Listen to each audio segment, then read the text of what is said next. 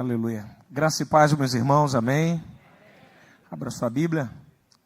Primeira Epístola de Paulo aos Tessalonicenses, capítulo 4, verso de número 13. Deus abençoe a vida do meu pastor Silas Malafaia, da sua família, da sua casa. Obrigado uma vez mais por me permitir estar aqui nessa terça-feira e poder expor o Evangelho. Deus abençoe a vida do pastor Silas Filho, da pastora Raquel Malafaia, de toda a família, da pastora Elisete, todos os nossos amigos aqui nessa noite. 1 Tessalonicenses, capítulo 4, verso de número 13. Quem encontrou, diga amém. Não queremos, irmãos, que sejais ignorantes acerca dos que dormem, para que não vos entristeçais com os outros que não têm esperança. Pois se cremos que Jesus morreu e ressuscitou, também Deus, por Jesus, tornará a conduzir juntamente com ele os que dormem. Isto dizemos, mais uma vez, pela palavra do Senhor, que nós, os que ficarmos vivos, de forma alguma iremos antes daqueles que estão dormindo. Porque o mesmo Senhor descerá do céu com brado, com voz de arcanjo e com a trombeta de Deus. E os mortos em Cristo ressuscitarão primeiro. Depois nós, os que ficarmos vivos, seremos arrebatados juntamente com eles nos ares, ou nas nuvens em algumas versões, ao encontro do Senhor nos ares, e assim estaremos para sempre com o Senhor. Portanto, consolai-vos uns aos outros com esta palavra. Feche seus olhos, curva a sua cabeça. Deus bendito, louvamos o seu nome. Te agradecemos, Pai, na beleza da sua santidade. Fale conosco nessa noite através do teu evangelho, através da sua palavra, para a honra e glória do teu santo nome, em nome de Jesus. Amém. Nessa noite eu quero falar um pouco a respeito dessa doutrina tão importante para a nossa fé, a fé cristã, que é a esperança da ressurreição. O apóstolo Paulo, quando escreveu a epístola aos Tessalonicenses, essa aqui é o segundo texto mais antigo do Novo Testamento. O primeiro mais antigo é a epístola aos Gálatas, entre 47 e 49 depois de Cristo. A epístola aos Tessalonicenses é escrita entre 50 e 52 depois de Cristo. Quando Paulo escreve essa epístola à igreja de Tessalônica, para você ter uma ideia, o evangelho de Marcos vai surgir no ano 70. Então Paulo está escrevendo uma epístola extremamente antiga, mas já falando a respeito de um assunto tão importante para a igreja primitiva da época, que é a parousia, que é a vinda do Senhor. Ele está falando a respeito sobre ressurreição, arrebatamento, a respeito sobre encontro do Senhor nos ares, para você ter uma ideia, como a mensagem da vinda do Senhor era tão forte na igreja primitiva, a ponto da maioria das epístolas do apóstolo Paulo, salvo algumas cartas pastorais, que ele não vai tocar no tema a respeito de ressurreição. Quando Paulo escreve esse texto, você tem que pensar três coisas. Em primeiro lugar, o encontro que Paulo teve com Cristo. Em Atos capítulo 9, o encontro dramático dele, a caminho de Damasco, mudou radicalmente a vida daquele homem. Porque Paulo ele vai ter um encontro com Jesus Cristo, a caminho de Damasco. O que Cristo tem com o apóstolo Paulo não é uma visão, é uma aparição. João teve uma visão, Paulo viu a Cristo. A ideia da aparição para Paulo e a visão para João é muito diferente. Visão é dentro, aparição é fora. Então, Cristo aparece para Paulo a caminho de Damasco, a ponto dos outros que estão com o apóstolo Paulo terem aquele momento da luz, ouvirem alguma coisa e não perceber. Essa cena ficou tão emblemática, tão forte, que muda radicalmente a sua vida. Então, a partir desse momento, esse grande homem, ele vai ficar ali 10 anos da sua vida no anonimato, então ele vai precisar encaixar essa aparição em todo o Antigo Testamento. Porque agora ele vai ver Cristo em Gênesis, em Êxodo, em Levítico, em Número, em toda a Tanakh, em todo o Antigo Testamento. A partir desse momento, o apóstolo Paulo vai usar Cristo como chave hermenêutica de interpretação do Antigo Testamento. Por isso que ele vai ficar esse tempo ali no anonimato. A partir disso, desse encontro com Cristo ressurreto, Paulo ele vai explicar a respeito dessa doutrina. Aí, segunda coisa, o apóstolo Paulo ele não andou com Jesus durante 3 anos e meio. Então, como é que ele teve acesso a isso aqui? Como é que ele sabia tão de maneira detalhada a respeito disso? 1 Coríntios 11, 23. Porque eu recebi do Senhor, também vos ensinei. Ele está dizendo assim, eu não sentei com ele 3 anos, mas durante 10 anos ele falou comigo. Então Cristo ensinou a Paulo para ele poder escrever essa doutrina. Terceiro, para poder embasar a doutrina. Terceiro, o apóstolo Paulo era fariseu. E os fariseus creem em ressurreição, os saduceus não. Havia uma disputa a respeito quanto concernente à ressurreição. A ressurreição no Antigo Testamento é um assunto pouco explorado por alguns autores, porque é uma revelação progressiva. Eu estava falando ali até com a pastora Raquel, falando com a minha esposa em casa a respeito disso. Por exemplo, você tem Deuteronômio 32, o Cântico de Moisés falando sobre ressurreição. Mas você tem um texto que me deu um nó na minha mente hoje. Eu falei assim, isso aqui deve ser algo... 1 Samuel capítulo 2, verso 6. O Cântico de Ana lá em Siló, vai cantar, a partir de uma revelação de Javé, a revelação de Deus, e ela vai enxergar uma ressurreição além da sepultura. Meu amigo, isso só vai ocorrer de maneira concreta em Daniel 12, 2. Então uma mulher, no santuário de Siló, consegue enxergar a ressurreição antes de todo mundo. Aí eu fiquei analisando isso em casa e fiquei pensando a respeito disso. Como é que a gente pensa isso? Em primeiro lugar, muitos autores ateus trabalham que o judaísmo foi influenciado por outras religiões para pensar em ressurreição. Isso é falácia. Isso é falácia. A gente vai ver mais um pouco mais para frente. Porque todas as religiões em volta da Mesopotâmia, ninguém crê em ressurreição. Só os judeus. A N.T. Wright, na sua belíssima obra, Ressurreição do Filho de Deus, é uma obra de quase 2.000 páginas. Wright vai discorrer e vai provar que a ressurreição de Cristo foi no corpo. Wright vai dizer, o que os judeus receberam foi uma revelação. Não veio de obra do homem, mas veio de obra de Deus. O que Ana recebeu foi uma revelação. Não veio de homens, vem de Deus. Então eu vou te falar uma coisa, o que eu e você estamos recebendo não vem de homem, vem de Deus.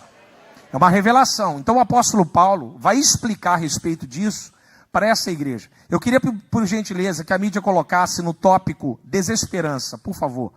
O tópico 1 eu quero tratar a respeito sobre a desesperança. Verso de número 13 da sua Bíblia. Paulo vai falar para a igreja. Não queremos, irmãos, que sejais ignorantes acerca dos que dormem, para que não vos entristeceis como os outros que não têm esperança. O que Paulo está dizendo? Paulo ele vai trabalhar para a igreja de Tessalônica. Vocês não podem ser ignorantes. Vocês não podem viver à sombra daquilo que vocês estão recebendo. Paulo está usando um modelo de carta que a gente chama de carta da consolação. Era muito comum antigamente. Cícero vai escrever uma dessas, Sêneca tem cartas dessas. Se você procurar direitinho no Google, você encontra cartas de consolação. Que textos são esses? Eram textos que os homens, quando morriam, escreviam lá, pastor Bruno Fernandes, um texto e mandava para a pessoa ser consolada. Como hoje você faz, uma coroa de flores, etc. Lá eles escreviam cartas. Então Paulo está usando o modelo de carta de consolação para exortar e consolar. Então ele está dizendo para a igreja que a igreja não pode ser ignorante acerca dos que dormem. O dormir aqui é um eufemismo. Não significa que a alma da pessoa está dormindo. Nós não cremos no conceito psicopaniquia, que é o sono da alma. Isso não faz parte do conceito pré-tribulacional que é o nosso. Isso nós não cremos no sono da alma. Só você ver Cristo. Hoje estarás comigo no paraíso. Ou seja, a gente vai dormir. Nós não temos esse conceito. A ideia de dormir aqui é a ideia do descanso do ponto de vista cristão. A ideia do descansar. Paulo está fazendo um eufemismo. Ele está dizendo, acerca dos que dormem, daqueles que foram sepultados ou mortos, para que não vos entristeçais, como os outros que não têm esperança. O termo grego aí, entristeçais, é um termo de um grego contínuo, é uma tristeza contínua. Paulo está dizendo que naquela época, os homens vivem debaixo de uma tristeza contínua, porque eles olhavam para frente e não viam nada. Não há ressurreição, então acabou, morreu, já era, e ponto final. Por gentileza, mídia, coloque o slide, por favor, o próximo slide, vai dizer o seguinte, o mundo grego e romano nos dias de Paulo era deveras um mundo sem esperança. De acordo com o conceito grego e mais tarde também romano, não existe futuro para o corpo, o qual chegou a ser considerado prisão da alma. Para eles, morreu, acabou. O conceito grego o corpo é a prisão da alma. Tanto que Sócrates, quando vai ser condenado por envenenamento de cicuta, Platão vai dizer, lá no escrito dele, né, no diálogo de Sócrates, E ele vai falar o seguinte, uma coisa lá. A morte vem porque é companheira do homem, vai libertar a alma do corpo do homem. Os gregos cremavam o corpo, porque eles não acreditavam em ressurreição. Então, para eles, o futuro não tem esperança. Morreu, acabou. Já era. Encerrou-se a vida. Partiu dali, não tem mais nada. Ou seja, não tem uma expectativa de algo futuro. O conceito de esperança na época não existe. As pessoas olhavam para o nada, porque não havia nada para eles depois daquilo. O próximo slide, em outras palavras, diz o seguinte: nem a modificação desse mito pagão do além, introduzindo o conceito dos campos elíseos como morada especial de uns poucos favoritos dos deuses, nem a criação do Tártaro para os condenados, nem a criação do Erebo para os sentenciados, nada disso forneceu base segura de confiança. O mundo pagão estava sem esperança real. A Ilíada de Homero, um belo tratado histórico, se encerra com ritos fúnebres. Não há esperança. O mundo antigo vivia sem esperança, sem consolo. Não tinha como descansar. Se você andar um pouco mais para frente, um pouquinho mais para frente, Atos 17, quando Paulo vai debater com os estoicos epicureus, é a mesma ideia. Epicuro, em 300 a.C., dizia: há aniquilacionismo, não há ressurreição. Os estoicos, morreu, acabou. Você olha para as religiões antigas, os gregos têm o tal, os egípcios tinham raio K. O corpo tem que ser preservado aqui na terra, para a alma ser preservada no céu. Platão vai trabalhar sobre a transmigração da alma. Não tem, irmão, não há ressurreição, não há esperança. Então, o mundo antigo é um mundo sem esperança. É um mundo onde a pessoa morre e não tem nada depois. A beleza do Evangelho é que o Evangelho é a luz nas trevas.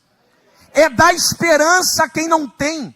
É consolar todos os que choram. Aleluia!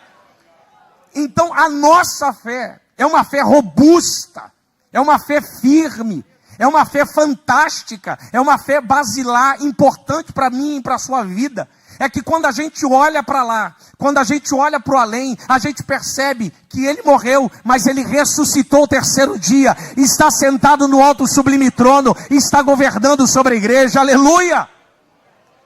A minha, a sua mensagem é uma mensagem de esperança. Quando você olha para o lado, os mesopotâmicos, não há ressurreição. Os cananeus, não há ressurreição. Eles vivem em sistemas fechados. Tem um livro, Mircea Eliade, quem puder, vale o investimento. Mito do Eterno Retorno. Não custa mais do que R$50. Pastor, não tem. Quem está do seu lado vai te dar um. Um livro bom, Mito do Eterno Retorno. É uma leitura difícil, não é leitura fácil. Mircea Eliade, ele vai trabalhar uma ideia sobre determinismo. Quem gosta de pregar sobre Abraão, é um livraço para tirar boas pérolas sobre Abraão. Abraão vivia dentro de um sistema fechado de retorno e mito, daquela retorno cíclico. Para eles, o determinismo é o importante. Isaías, se você quiser abrir a sua Bíblia, Isaías 65, verso de número 11. O profeta Isaías vai falar sobre o Deus do destino e o Deus da fortuna. São duas divindades da Mesopotâmia, melhor dizendo. O que eles acreditavam? Que o Deus determinava a vida do homem. E através de uma determinação, ele não pode quebrar esse paradigma. Se ele quebrar, ele traz o caos. Aí vem Deus para Abraão: sai da tua terra, da tua parentela e da casa do teu pai. O que ele está dizendo? Quebra isso aí. Não, mas eu estou determinado. O que a Bíblia está ensinando? O Deus que determinou foi derrotado pela fé que recebeu. A determinação disse para mim e para você: você não vai mudar, você não vai sair daí, isso vai ser o resto da sua vida está determinada assim. Não, a determinação disse isso, mas a tua fé em Deus te tirou de lá. A fé que Abraão recebe, tira ele de um lugar onde ele foi determinado que ele jamais sairia. Isso quebra um ciclo. Esses eram os ciclos mesopotâmicos, os cananeus. Não há nada lá além do além. Por isso que quando Paulo diz, para que a gente não tenha essa tristeza, e é exatamente o que acontece hoje no mundo, tem uma outra obra magnífica, chamada A Era Secular, de Charles Taylor. da editora Unicinos. É uma obra difícil de arrumar, mas uma bela de uma obra. Charles Taylor, nessa obra recente, é uma obra tão antiga, Taylor diz que o final hoje da vida pós-moderna, ele fala da modernidade à pós-modernidade. Então ele fala assim, quando você olha hoje para o horizonte, Deus foi tirado do horizonte e o homem não tem mais propósito. Aí ele diz lá, por que o homem foi para o espaço? Porque o homem quis conhecer o espaço para saber se Deus estava lá. Tudo que o homem fez foi em buscar a respeito desse ser divino, sobre onde está a sua habitação. Toda a locomotiva humana foi inclinada a buscar esse Deus. Quando você tira Deus do horizonte, você não tem mais nada. Então, o que vale? Exatamente isso que o apóstolo Paulo está dizendo. A diferença entre nós, aleluia, e o mundo lá fora, é que eu e você temos uma esperança, e eles não têm esperança. Eu e você enfrentamos dificuldade, enfrentamos instabilidade, enfrentamos problemas políticos, problemas emocionais e guerra, mas quando a gente levanta a cabeça, a gente vê um Deus sentado no trono, aleluia, aleluia, e é uma força que vem sobre nós e nos renova e nos capacita. Por isso a diferença da sua fé para quem está do lado de fora. Existe um filme, eu vou dar um spoiler que eu tenho que dar spoiler, um filme chamado Deuses do Egito, é um filme recente, né? Esse filme é engraçado, pastor Silas Filho, que no filme os dois personagens, eu vou dar spoiler, tá, irmão, me perdoa, os dois personagens morrem, pastor Tarcísio, eles falecem. Aí o filme termina e todos morreram. Pô, acabou a graça do filme. Aí, para dar uma graça melhor do filme, o Deus egípcio traz a vida. Aí eu assisti no filme e comecei a rir. Eu falei, tá vendo? Eles não gostam do cristianismo, odeiam o cristianismo, mas para dar uma aparência de felicidade, eles têm que dar o braço a torcer. Só o cristianismo consegue dar beleza ao final da vida. A Ilíada termina com morte, mas você olha a Bíblia, qual é o final da Bíblia? É uma Jerusalém com 12 portas. É uma cidade construída, há um rio da vida. E quem está lá? Quem está lá, todos que estão escritos no livro da vida, eu e você. No final do livro não há morte, não há choro, não há angústia, não há dor. Toda lágrima foi tirada dos nossos olhos e a morte foi vencida para sempre. Aleluia! Aleluia! Aleluia! Aleluia! Verso 14 da sua Bíblia. Cristo está vivo. Diz o seguinte, pois se cremos que Cristo morreu e ressuscitou, assim também Deus, por Jesus Cristo, tornará a conduzir juntamente com eles que dormem. Paulo então vai começar a expor a respeito sobre Cristo estar vivo. Ele está dizendo na sua Bíblia que se cremos que Jesus morreu e ressuscitou, assim também Deus, por Jesus, tornará a conduzir juntamente com eles os que dormem. Paulo está dizendo para a igreja de Tessalônica, a nossa fé está na fé do Cristo que morre e no Cristo que ressuscita. Por isso a falácia da teologia liberal. Por isso a falácia de um pseudo-pastor aí da mídia esquerdista, que quer dizer, não, ele não ressuscitou. Mas peraí, se ele não ressuscitou, acabou o cristianismo. Rudolf Bultmann, um teólogo da desmitologização, vai falar na teologia do Novo Testamento, se achar uma sepultura com o corpo de Cristo, o cristianismo sobrevive. Não sobrevive. A minha sua fé não é uma fé fundamentada em alguém que simplesmente morre, mas em alguém que ressuscita. A beleza do Evangelho é que ele ressuscitou, aleluia. O encanto do Evangelho é esse. A maravilha da igreja é essa. Porque se a igreja fosse fundamentada em homens que morrem e não ressuscitam, a igreja parava. Porque se você trazer a igreja de lá, do período antigo para cá, e você fizer uma lista de grandes homens que passaram, a maioria deles não estão mais entre nós. Paulo morreu e a igreja continuou. Pedro morreu e a igreja continuou. Tiago morreu e a igreja continuou. João morreu e a igreja continuou. Agostinho morreu e a igreja continuou. Lutero morreu e a igreja continuou. John Wesley morreu e a igreja continuou. Calvino morreu e a igreja continuou. Armínio morreu e a igreja continuou. Gunnar e Daniel Berger morreram e a igreja continuou. O que eu estou aprendendo? O que a história está me dizendo? Que homens podem morrer, mas o dono da igreja morreu e ressuscitou. Por isso que a igreja está de pé, porque quem sustenta a igreja é Cristo. Ele está vivo, ele sustenta a igreja. É por isso que a igreja está de pé. Aleluia, a igreja está viva, aleluia.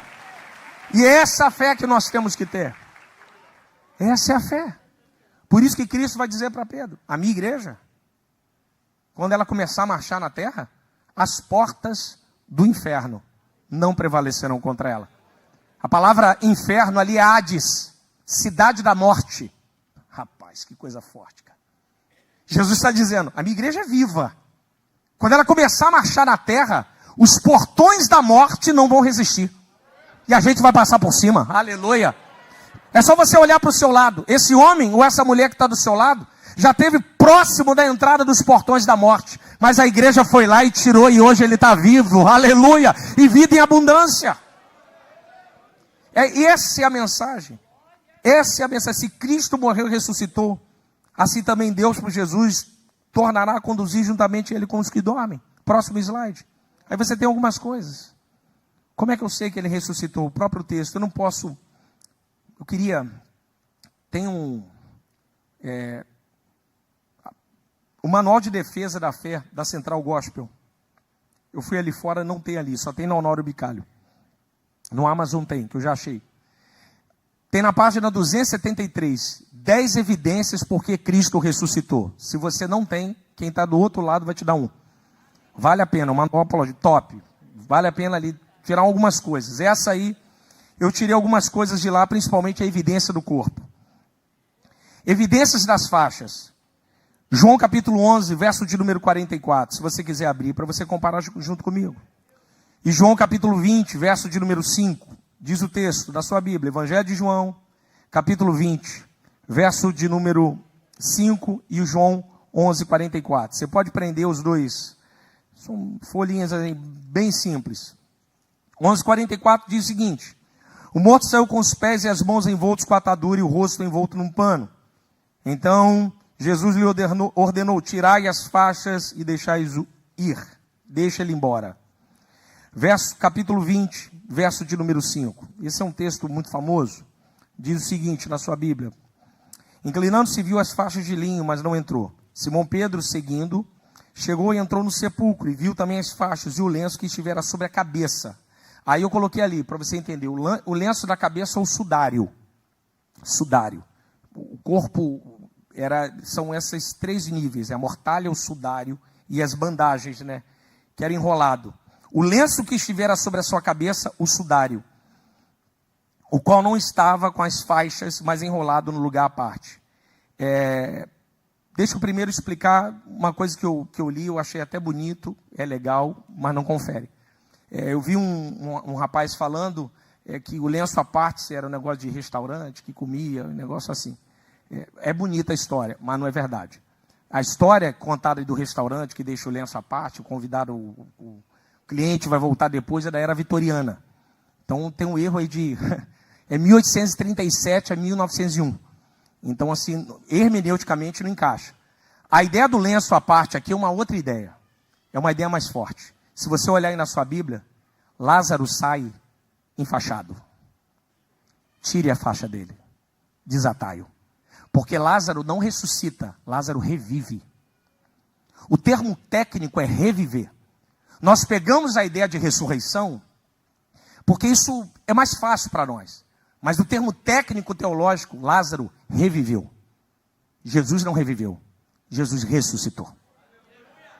Por que Lázaro tem faixa e Jesus não tem? Porque Lázaro recebeu o mesmo corpo que ele tinha, sem glória. Corpo mortal. Corpo mortal precisa de ajuda dos outros. Corpo glorificado, ele atravessou todas as faixas.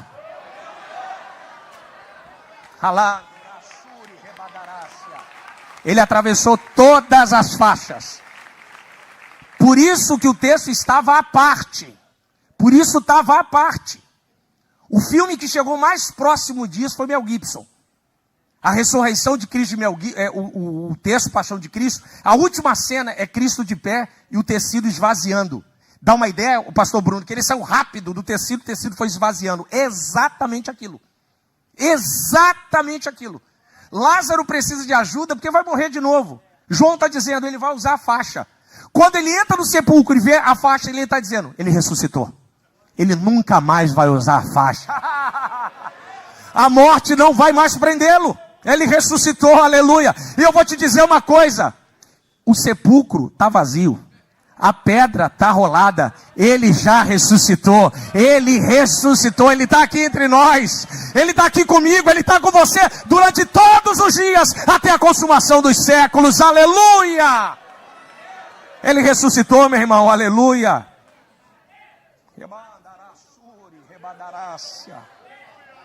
O nosso Deus é um Deus vivo, tem olho e vê, tem mão e apalpa, tem pé e anda, tem ouvidos e ouve. Ele está aqui entre nós, ouvindo a sua oração, tocando na sua vida, dando liberdade, libertando, curando, operando, exaltando. Ele ressuscitou, Ele é vivo, aleluia. Ele venceu a morte, aleluia.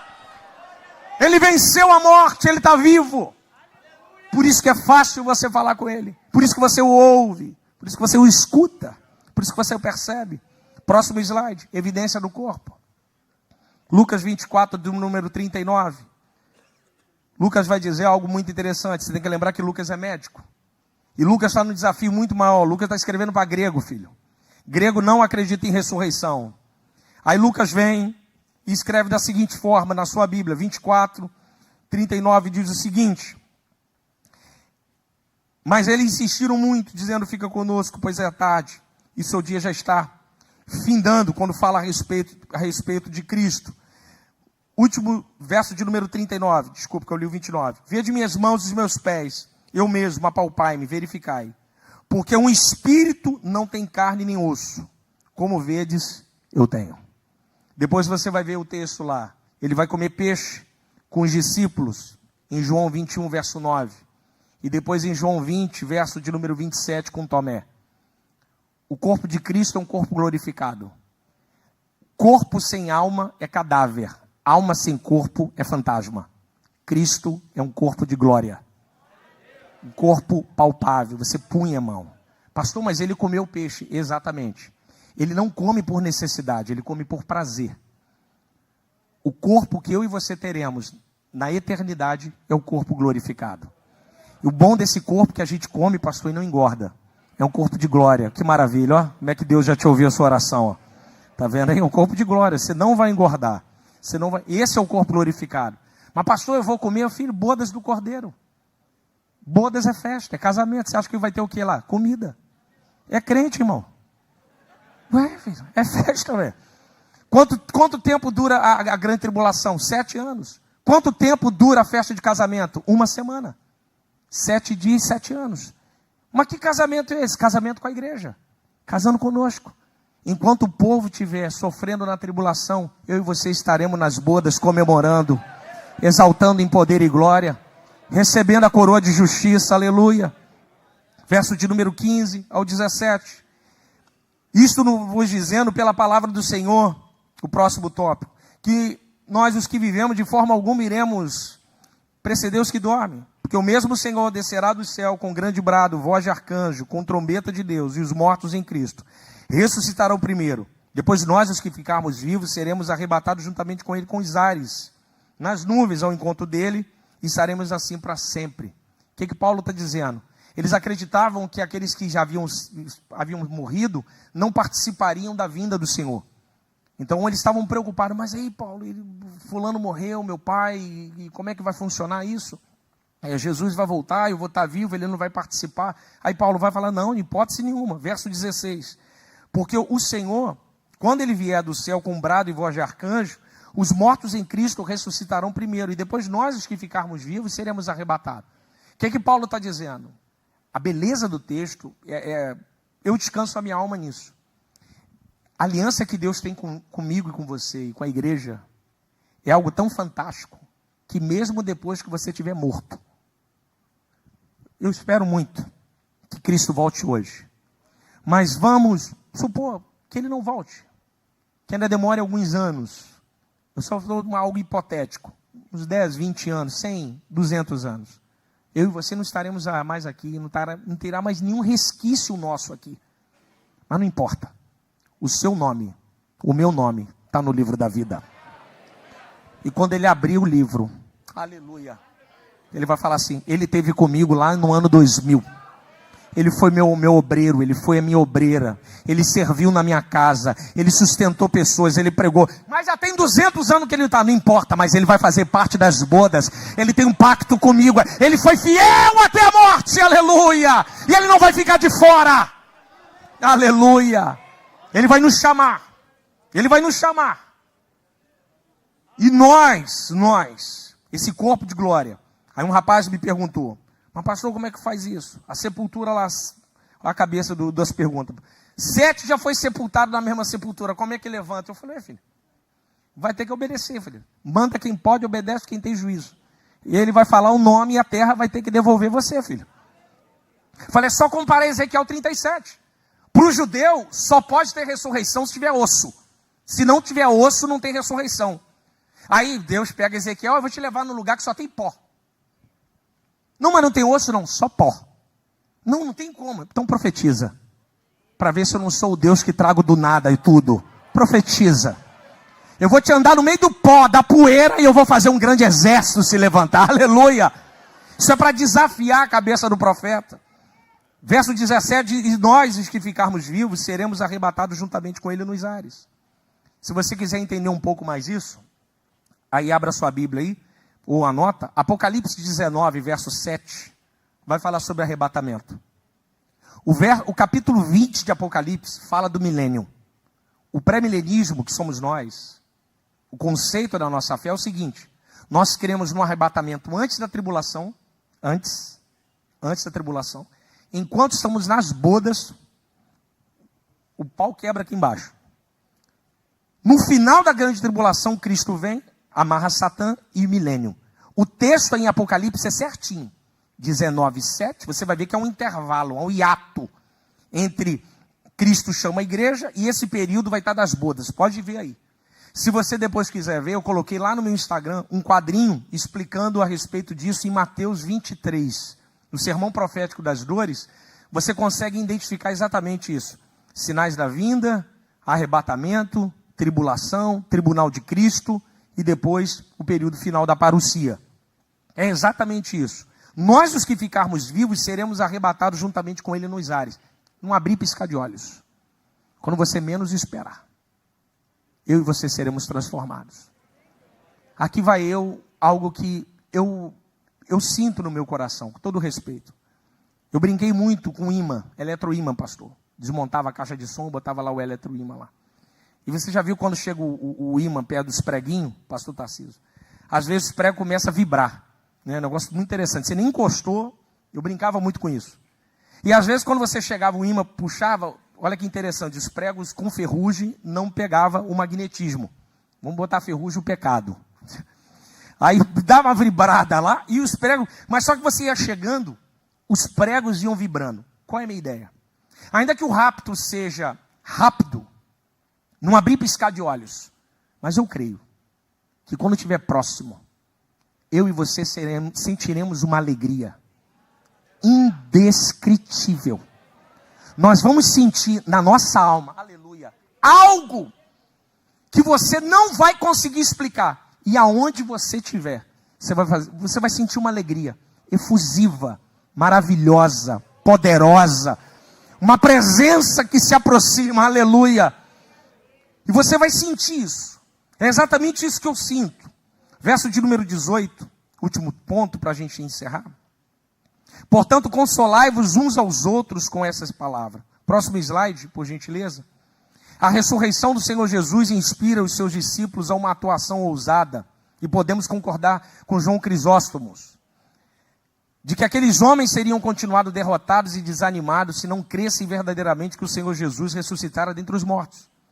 Pedro, que há poucos dias se acovardara ante uma simples pergunta de uma criada, agora discursava com uma coragem impávida, intrépida ante a multidão que há poucos dias havia bradado acerca de Cristo. Crucifica-o. Próximo slide e último. Bendito seja o Pai de nosso Senhor e Salvador Jesus Cristo, que segundo a sua grande misericórdia nos gerou de novo para uma viva esperança pela ressurreição de Jesus Cristo dentre os mortos. A minha palavra para você nessa noite, nesse culto de ensino, culto de instrução é o seguinte: a minha e a sua fé não está apoiada em político, a minha e a sua fé não está apoiada em mercado financeiro. A minha e a sua fé não está apoiada nos homens. A minha e sua fé está apoiada no Cristo que ressuscitou. E em breve Ele vai te buscar para estar com Ele na glória. Que Deus abençoe a sua vida, em nome de Jesus.